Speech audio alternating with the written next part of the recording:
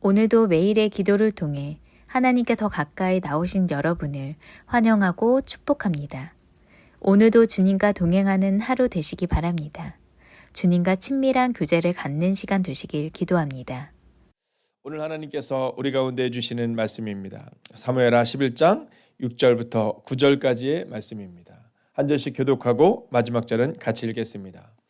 다윗이 요압에게 기별하여 옛사람 우리아를 내게 보내라 하매 요압이 우리아를 다윗에게로 보내니 우리아가 다윗에게 이르매 다윗이 요압의 안보와 군사의 안보와 싸움이 어떠했는지를 묻고 그가 또 우리아에게 이르되 내 집으로 내려가서 발을 씻으라 하니 우리아가 왕궁에서 나가매 왕의 음식물이 뒤따라 가니라.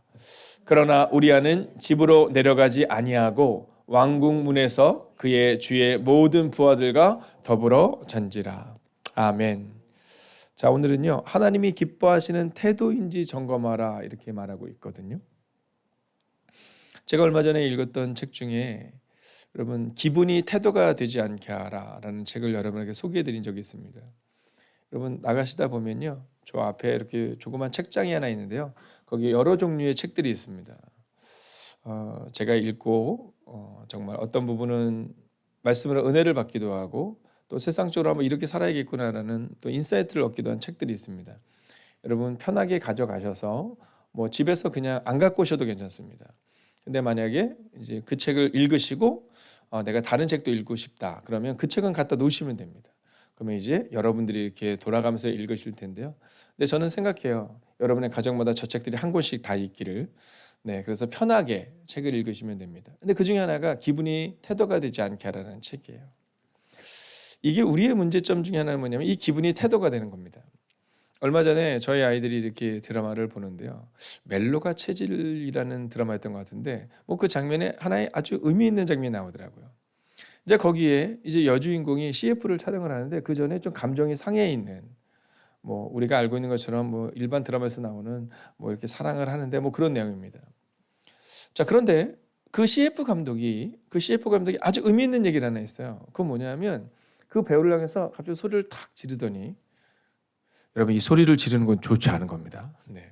소리를 딱 지르더니 뭐냐면 아니 왜 연기에 네 감정이 묻어 있어? 왜 네 태도가 묻어 있어?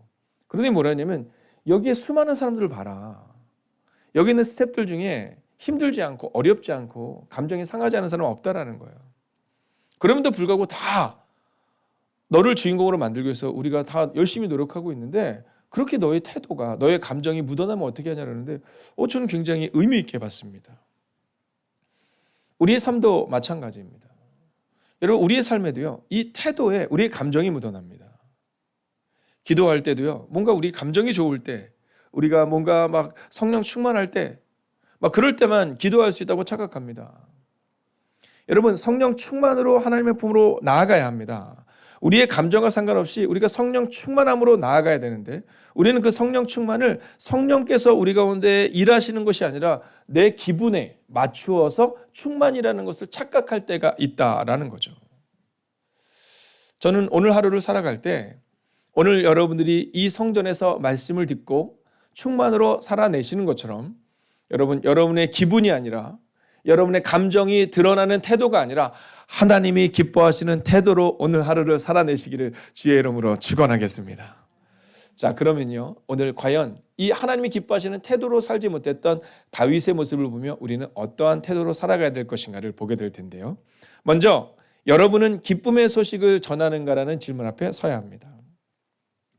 자, 우리가 어떤 이야기를 할 때 여러분 우리의 감정이 상하면 우리가 있는 그 공동체 전체가 어려워지게 만드는 경우가 참 있거든요. 근데 대표적으로 아이들이 이제 중학교 1학년, 2학년이 되면서 혹은 그 이상이나 그 이하였을 때 이렇게 사춘기를 지나면서 그럴 때가 있잖아요. 그 태도와 또 그 말로 인하여서 여러분 온 가족이 막 힘든 과정을 거치는 때를 여러분 잘 아실 겁니다. 자, 그것처럼 우리가 어떤 소식을 전하느냐에 따라서 우리의 태도에 따라서 우리가 있는 곳이 기쁨의 장소가 될 수 있다는 거예요. 그래서요 오늘 첫 번째 주제는 바로 복음의 기쁜 소식을 전하라라는 겁니다. 여러분 오늘 태도를 딱 정할 때 오늘 마음을 정하는 거예요. 그래, 나는 오늘 하루를 살아갈 때 기쁜 소식만 전하겠다. 성서가 말하고 있는 대로 내가 복음의 기쁜 소식을 전하는 것은 내가 예수 믿으세요라고 말하는 것도 복음의 기쁜 소식을 전하는 거지만 여러분 생각해 보십시오. 우리가 밑에 이렇게 가게에서 이제 사장님들이 계신데요. 그분들에게 우리가 예수님께서 부활하셨어요라는 기쁜 소식을 전하지만 그것이 기쁜 소식으로 받아들여지지 않습니다. 근데 제가 가끔 보면 우리 권사님들이 교회에서 뭐 음식을 하거나 뭐 계란을 삶거나 뭐 있으면 막 밑에 집을 막 나르더라고요. 제가 볼 때는요. 그때 그분들에게는요. 기쁨의 소식이 들릴 겁니다. 여러분 복음의 기쁜 소식을 우리는 착각하죠. 막 함부로 말하고 막 역정내고 막 짜증내고 그러고 나서 그 다음에 예수님 믿으세요라면요. 누구도 믿지 않아요. 그래서 우리가 복음의 기쁜 소식을 전한다는 것은요. 오늘 삶의 태도를 정해서 세상의 사람들에게 내가 행복한 말을 주고 위로해주고 보호해주고 동행해주고 여러분 그 기쁜 소식을 전하는 태도가 먼저 우리 가운데 있어야 한다라는 거죠. 자, 오늘 다윗은 그렇지 못했어요. 6절을 볼까요? 다윗이 요압에게 기별하여 햇사람 우리아를 내게 보내라 하매 요압이 우리아를 다윗에게로 보내니 자, 대화를 하고 있는데 이 대화가 기쁨의 소식이 아니에요. 지금 다윗이 자신의 죄를 덮기 위해서 뭔가를 속이려 하고 있는 겁니다. 여러분 이사야 52장 7절은요. 우리 가운데 이렇게 말하거든요. 함께 읽습니다. 시작. 좋은 소식을 전하며 평화를 공포하며 복된 좋은 소식을 가져오며 구원을 공포하며 시온을 향하여 이르기를 내 하나님이 통치하신다는 자의 산을 넘는 자의 발이 어찌 그리 아름다운가 라는 겁니다. 여러분 그 발이 아름다운 사람은 어떤 사람이냐면 평화를 전하고 또 복된 좋은 소식을 전하는 사람이다라는 거죠. 여러분 오늘 저는 여러분에게 선언하고 선포합니다. 다윗처럼 여러분 뭔가 음흉한 마음을 가지고 다른 마음을 가지고 살아가는 것이 아니라 오늘 이사야가 기록하고 있는 것처럼 복음의 기쁜 소식을 전하는 여러분과 제가 되기를 주의 이름으로 축원하겠습니다. 자, 두 번째는요. 우리가 이 두 번째 태도를 보기 위해서 먼저 말씀을 볼 텐데요. 8절을 함께 읽습니다. 함께 읽습니다. 시작. 우리아가 다윗에게 이르매 다윗이 요압의 안부와 군사의 안부와 싸움이 어떠했는지를 묻고라고 나와 있거든요. 자, 이 장면만 보면 이제 이 다윗이 우리아와 막 대화하는 장면처럼 보이지 않습니까? 근데요, 여기에는요, 아주 중요한 것이 빠져 있습니다. 그게 뭐냐면 진실됨이 빠져 있다라는 겁니다. 그래서 오늘 두 번째 태도는요, 진실된 대화를 하라는 겁니다. 오늘 여러분 삶을 살아낼 때요, 그리스도인은 어떠한 말을 해야 되는가? 우리는요, 교회 내에서 예수님 믿으세요. 너무 중요한 말입니다. 그러나 그 전에요, 여러분 진실된 대화가 먼저 있어야 합니다. 제가 이제 이번 주 목요일 내일도 우리 진강관리교에서 이제 전도꾼 만들기 전도 행사를 하거든요. 우리 아마 뭐 김현성 원사님이나 이정숙 권사님도 지난번에 한번 들으셨고요. 또 이번에 못 들으신 분들이 함께 듣게 될 텐데, 근데 그 전도 행사를 진행을 하면서 이제 전도 강사분들께서 이제 8주 정도를 교육을 하는데, 그때 여러분 저희가 그것을 연구해보고 조사한 바에 의하면요, 사람들이 길을 가다가 교회에 들어오는 비율은 1%도 안 됩니다. 저희 교회는 스스로 온 사람이 많은데요. 아니, 교회를 다니는 사람이 이사를 오거나 그래서 스스로 온 거죠. 여러분 세례를 받는 사람들 중에 교회에 딱 왔을 때 스스로 온 사람은 거의 없다라는 거예요. 그럼 누구를 통해서 하냐면 가장 가까운 이웃들을 통해서 오는 겁니다. 혹은 가족들을 통해서 오기도 하는 거고요. 또는 옆집 아줌마를 통해서 오는 겁니다. 근데 그분들을 향해서 나아갈 때 여러분 다짜고짜 예수 믿으세요. 예수 믿기 어렵습니다. 여러분 서울역 앞에 가면요 계속 복음을 선포하는 분이 계세요. 그것도 그분의 역할입니다. 그런데 그 복음을 전하는 그 하루에도 수만 명에게, 많게는 수십만 명에게 그 복음을 전하지만 사실 그 소식을 듣고 돌아온 사람은 매우 적다라는 거죠. 자, 그러면 어디서부터 시작되냐면 바로 이 진실된 대화로부터 시작해야 된다라는 겁니다. 여러분 믿음직한 사람이 되셔야 합니다. 그래야 그 믿음직한 사람의 태도를 가지고 여러분 그리스도의 복음이 전해질 수 있다라는 거예요. 근데 오늘 그럼 다윗의 이 대화에는 무엇이 빠져 있는가라는 질문 앞에 서게 되겠죠. 자, 여기서 우리는요 아주 중요한 것을 보게 됩니다. 그것은 다윗과 우리아가 아니라 하나님과 깊은 대화를 해야 하는 다윗의 모습이 빠져 있다라는 겁니다. 여러분 우리가 사람들과 함께 깊은 대화를 할 때, 복음의 대화를 나눌 때 여러분 그때 정말로 필요한 것은 뭐냐면요, 하나님과의 깊은 대화가 있느냐라는 겁니다. 여러분 교회의 깊이는 기도의 깊이인 겁니다. 물론 그런 분들이 있으세요. 딱 오자마자 성품이 좋은 분들이 있으세요. 또 그런 분들이 있으세요. 오자마자 막 성격이 좀 급한 분들이 있고 또 이렇게 언어가 강한 분들이 있으세요. 그런데 여러분 그 모든 것들을 녹이는 건 뭐냐면요, 기도입니다. 즉 하나님과 깊은 대화를 하는 거죠.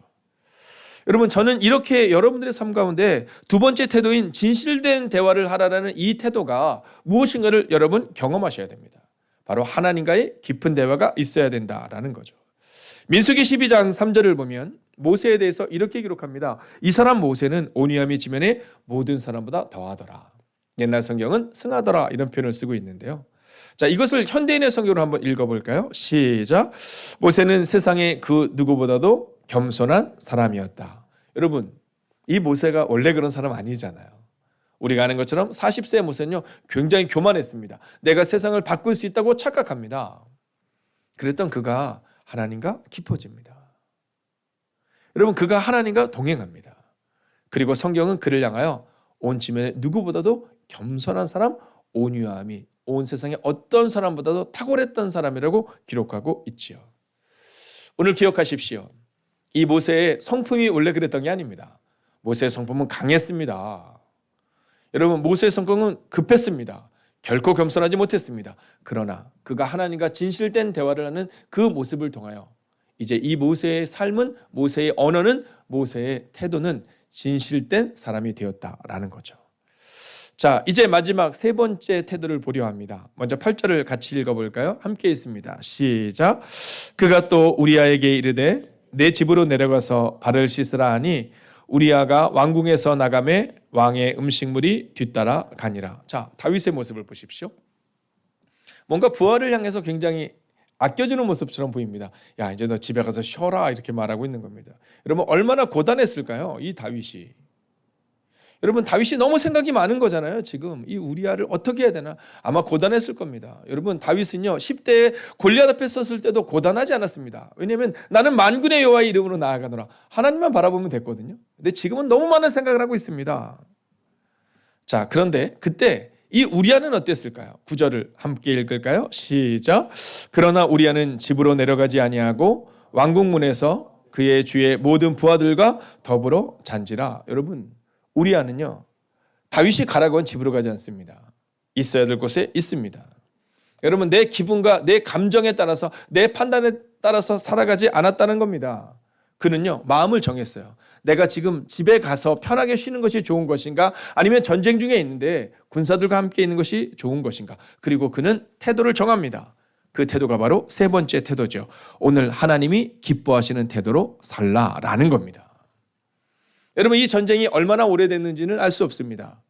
그러나 그는 수일 동안 혹은 수십일 동안 전쟁 가운데 매일을 살았을 거예요. 하나님이 기뻐하시는 태도로 살았을 겁니다. 그런데 오늘 다윗이 그렇게 살지 말라는 거예요. 그런데 우리아는요 하나님이 기뻐하시는 태도로 바깥에서 잠을 자며 삶을 살아냅니다. 즉 하나님이 기뻐하시는 장소에 있었다라는 거죠. 여러분 새벽을 깨우는 것, 여러분 매일의 기도를 지키는 것 쉽지 않습니다. 그러나 우리가 이곳으로 오는 이유는요, 여러분 이 목사가 뭐라고 여러분에게 오세요 오지 못합니다. 여러분 어떤 분들 그러거든요. 그래도 목사님이 새벽에도요 말씀도 전해주시고 그래서 우리가 오는 것 같아요.